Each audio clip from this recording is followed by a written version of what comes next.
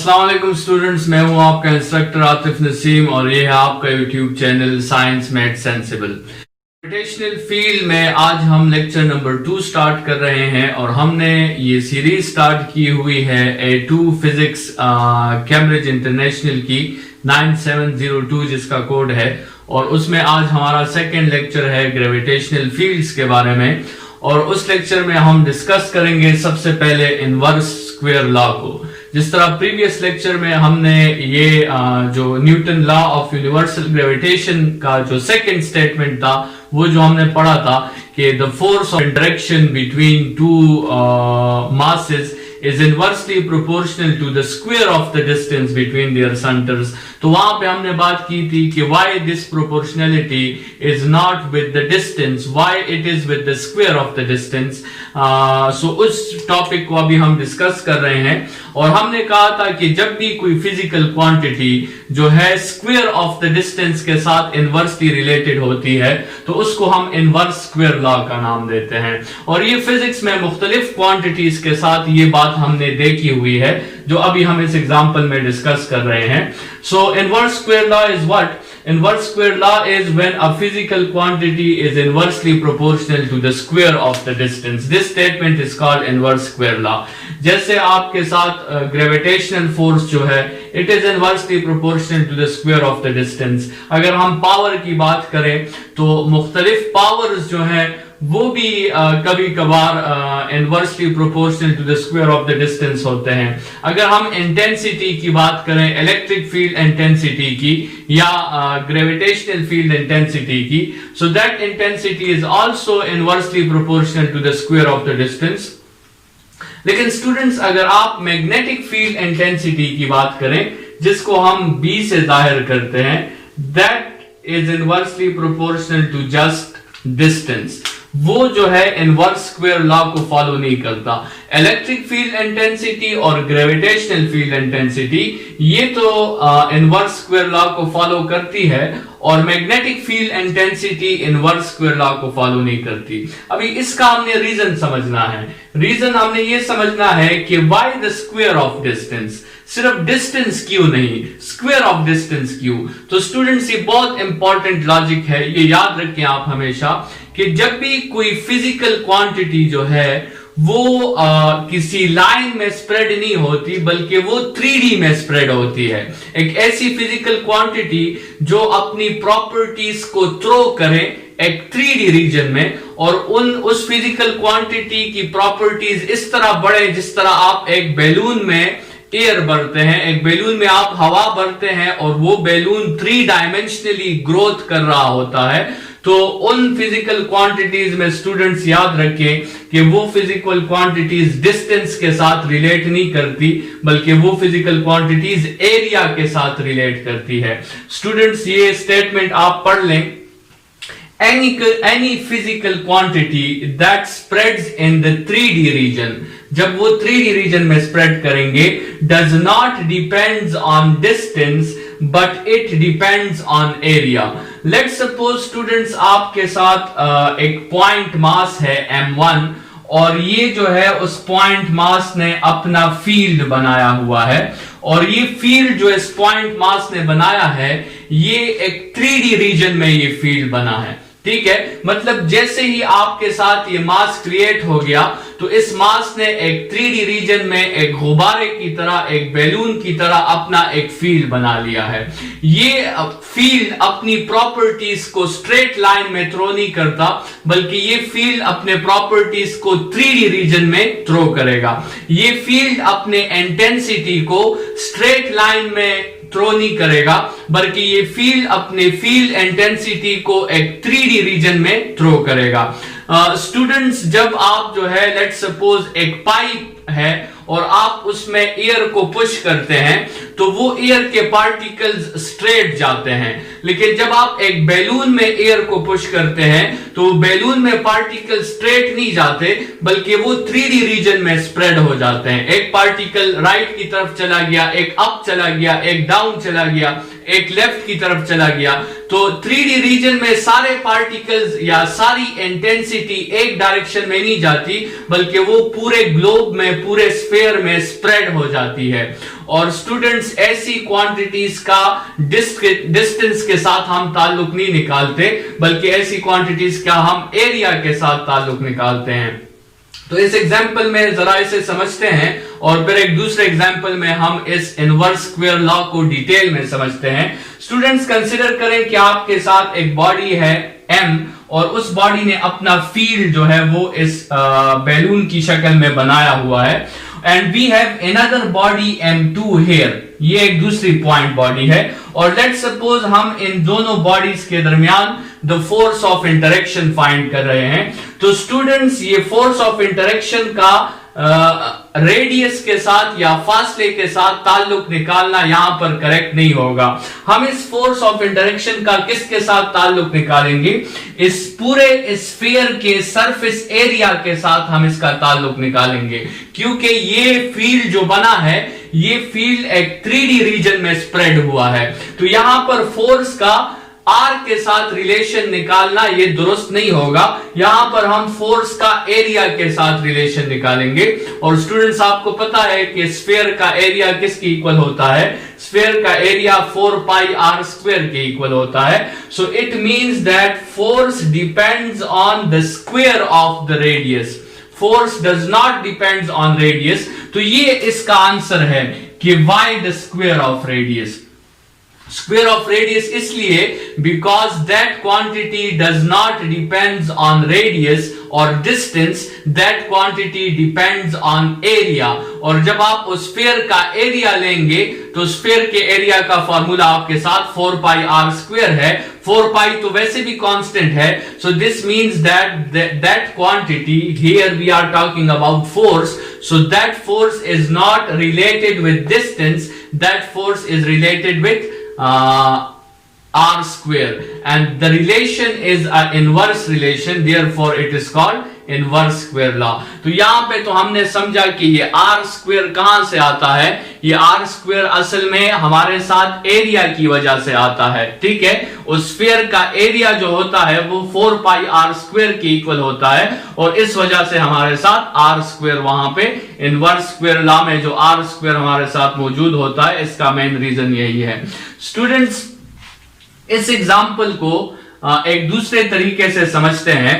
Let's suppose आपके साथ एक बटर मशीन है, ठीक है, और उस बटर मशीन का काम ये है कि वो बटर के एक पीस को जो है, लेट्स सपोज यहां पर बटर का एक रिजर्वायर है, एक स्टोरेज है, और ये बटर के पीस को स्मॉल स्मॉल जो है पार्टिकल्स में कन्वर्ट करता है, और फिर ये उस बटर के पीसेस को 3 डायमेंशनली ये उसे थ्रो करता है। मतलब ये कुछ बटर की पीसेस ऐसे थ्रो करेगा, कुछ ऐसे थ्रो करेगा, कुछ ऐसे थ्रो करेगा, और इसके एट अ डिस्टेंस आर पर हमने जो है वो एक टोस जो है वो रखा हुआ है। तो आपके साथ क्या होगा कि at a distance r, let's suppose हम इस बटर मशीन को ऑन करते हैं, और हमारा मकसद क्या है, हम क्या फाइंड करना चाहते हैं? हम इस पेज पर या एक टोस्ट पर जो है बटर की इंटेंसिटी फाइंड करना चाहते हैं कि how much butter is present on this toast, ठीक है। तो आपके साथ बटर इंटेंसिटी क्या होगी? वो होगी the number of butter particles पर यूनिट एरिया, ठीक है। किसी खास टोस्ट पर जो है कितने बटर पार्टिकल्स टच हुए हैं उस एरिया के मुताबिक। सो लेट्स सपोज अगर आर डिस्टेंस पर हम इस बटर मशीन को ऑन करते हैं, तो कंसिडर करें कि वो आपके साथ इस टोस्ट पर 12 बटर पार्टिकल्स जो है वो ड्रॉप कर देता है। तो हमारे साथ आर पर इंटेंसिटी क्या होगी? Intensity at r would be 12 dots per unit area, ठीक है। लेकिन अगर हम स्टूडेंट्स इसके 2r पर जो है वो वही टोस्ट रखें, और 2r डिस्टेंस पे चूंकि आपको पता है कि फिर एरिया ज्यादा हो गया होगा, तो हमने यहां पर एक टोस्ट की जगह 4 टोस्ट रखे हैं। और स्टूडेंट्स, जैसे आपको पता है कि 3D स्प्रेड का नेचर ये होता है कि वो बटर के पार्टिकल्स जब थ्रो होंगे तो फिर वो एक दूसरे से दूर जाएंगे, because it is spreading.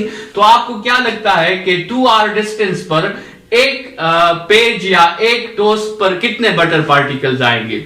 Students, अगर r डिस्टेंस पर एक ही टोस्ट पर 12 पार्टिकल्स आ रहे हैं तो 2r डिस्टेंस पर एक ही टोस्ट पर आपके साथ 3 पार्टिकल्स आएंगे।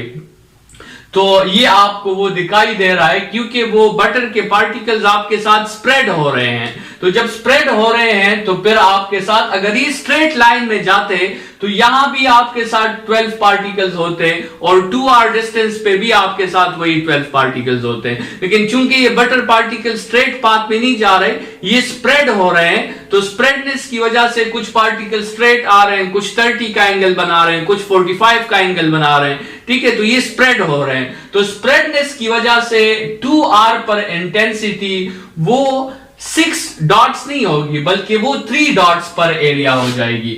स्टूडेंट्स, यहां पर आप ये समझें कि इंटेंसिटी एट r अगर 100% थी तो इंटेंसिटी एट 2r जो है वो 50% नहीं हुई, हाफ नहीं हुई, बल्कि वो 4 टाइम्स आपके साथ डिक्रीज हो गई, 25% हो गई। तो यहां से आपको समझ आ जाना चाहिए कि जो क्वांटिटी वो 3D में स्प्रेड होती है वो डिस्टेंस के साथ इनवर्सली प्रोपोर्शनल नहीं होती, बल्कि वो डिस्टेंस के स्क्वायर के साथ इनवर्सली प्रोपोर्शनल होती है। स्टूडेंट्स, अगर ये डिस्टेंस के साथ इनवर्स प्रोपोर्शनलिटी होती तो फिर होना ये चाहिए था कि जब r डबल हो गया तो इंटेंसिटी को हाफ होना चाहिए था, मतलब इस 12 डॉट से 6 डॉट्स आ जाना चाहिए था।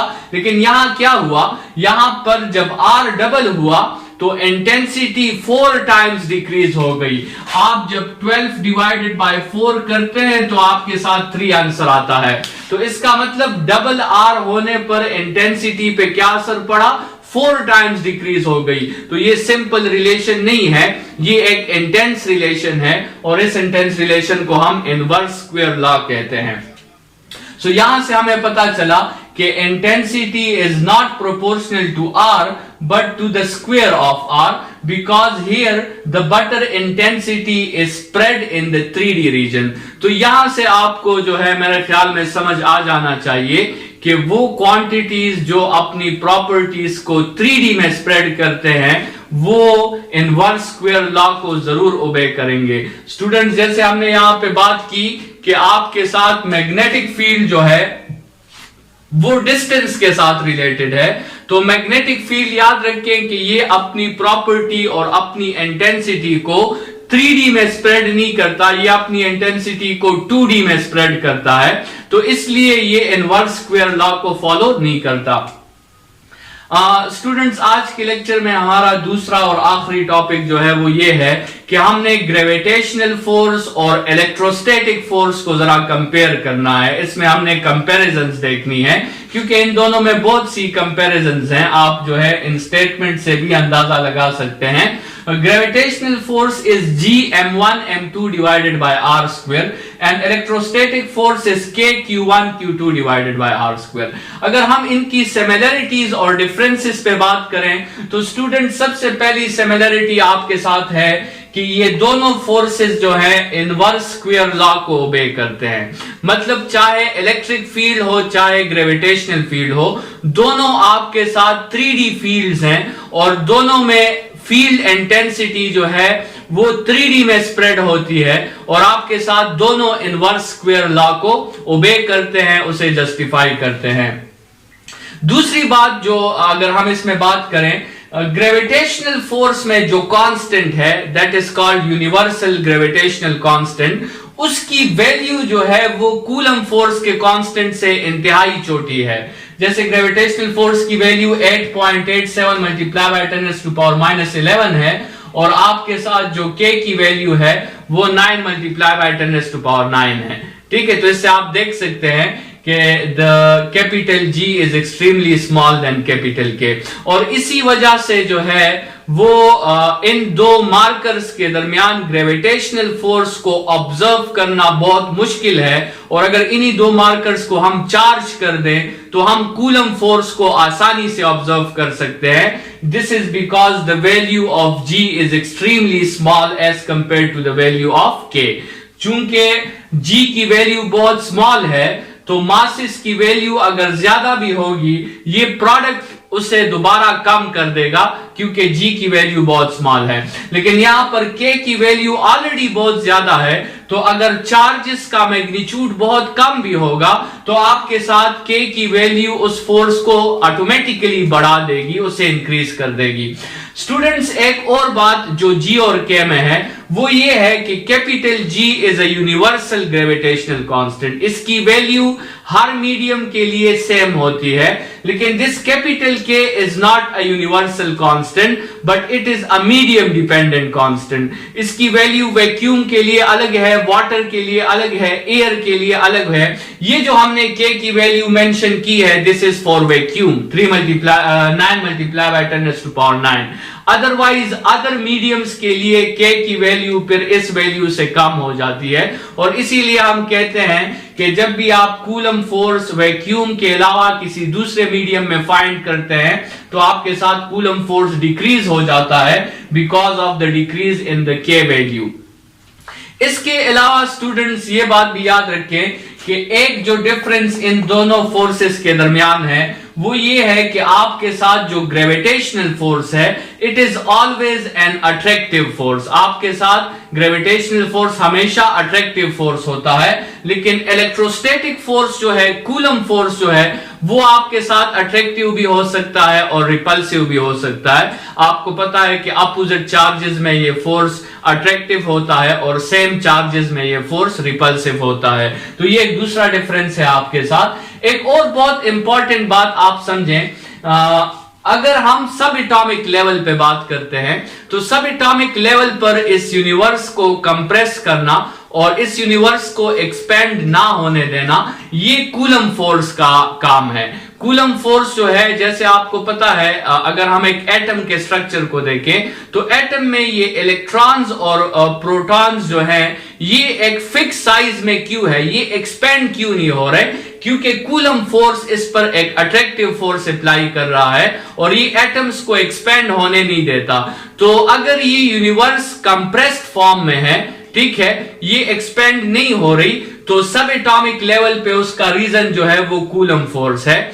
और यूनिवर्सल लेवल पर जब आपके साथ मुख्तलिफ प्लैनेट्स जो हैं या मुख्तलिफ स्टार्स जो हैं अगर वो एक्सपेंड नहीं हो रहे तो उसका रीजन फिर ग्रेविटेशनल फोर्स है, क्योंकि सब एटॉमिक लेवल पर आपके साथ कूलम फोर्स इफेक्टिव है और यूनिवर्सल लेवल पर फिर आपके साथ ग्रेविटेशनल फोर्स इफेक्टिव है। और इनकी डिपेंडेंस भी आपके साथ इस रूल पे है कि जी की वैल्यू वो के से बहुत कम है, तो आपके साथ सब एटॉमिक लेवल पर कूलम फोर्स इफेक्टिव है और यूनिवर्सल लेवल पर फिर आपके साथ ग्रेविटेशनल फोर्स जो है वो इफेक्टिव है।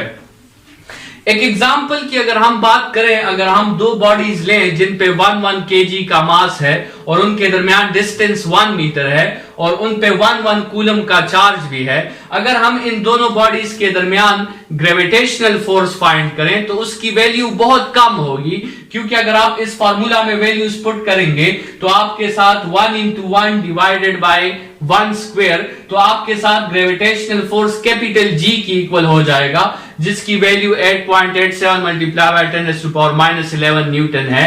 लेकिन अगर हम इन दोनों मासेस के जिन पे 1 कूलम का चार्ज भी है, अगर हम इनमें इलेक्ट्रिक फोर्स फाइंड करेंगे तो उसकी वैल्यू जो होगी वो होगी 9 मल्टीप्लाई बाय 10⁻9 न्यूटन। तो जैसे हमने इस स्टेप में डिस्कस किया कि चूंकि जी की वैल्यू के से बहुत कम है तो स्मॉलर मास बॉडीज के लिए आप ग्रेविटेशनल फोर्स को ऑब्जर्व नहीं कर सकते, लेकिन चार्जेस के दरमियान जो फोर्स होता है वो बहुत ग्रेटली इफेक्ट करता है और उसे हम ऑब्जर्व कर सकते हैं।